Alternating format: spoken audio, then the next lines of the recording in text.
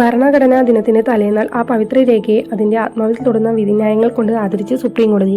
കേരളത്തിൽ ഓരോ കുട്ടിക്കും ചുറ്റുവട്ടത്ത് ഒരു സ്കൂൾ വേണമെന്ന ഉത്തരവും കസ്റ്റഡി മർദ്ദനവും രാജ്യത്തിന് നാണക്കേടാണെന്ന നിരീക്ഷണവും മുന്നോട്ട് വെച്ച് അറിവ് ആർജിക്കാനും അന്തസ്സോടെ ജീവിക്കാനും ഓരോ മനുഷ്യനുമുള്ള അവകാശത്തെ സുപ്രീം കോടതി വീണ്ടും ഉയർത്തിപ്പിടിച്ചു.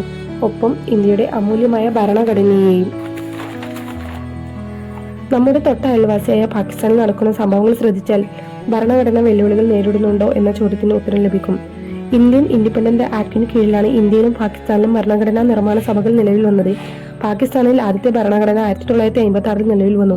പക്ഷേ വെറും 6 കൊല്ലം മാത്രമേ അത് നിലനിന്നുള്ളൂ. 1962 അവർ രണ്ടാമത്തെ ഭരണഘടന തയ്യാറാക്കി.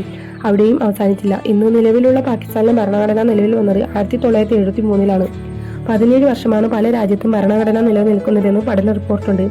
ആ പശ്ചാത്തലത്തിൽ 75 വർഷം പിന്നിട്ട ഭാരതത്തിന്റെ ഭരണഘടന നിലനിൽക്കുന്നു എന്നത് വലിയ നേട്ടമാണ്. 106 തവണ ഭരണഘടനാ ഭേദഗതി ചെയ്തിട്ടുണ്ട്. അമേരിക്കൻ ഭരണഘടന നിലവിൽ വന്നിട്ട് 236 വർഷമായി. 1789 നിലവിൽ വന്നതാണ്. 27 തവണ മാത്രമാണ് അത് ഭേദഗതി ചെയ്തത്. എന്തൊക്കെ കുറ്റങ്ങൾ രാജ്യത്ത് സാധിക്കാൻ മഹത്തായ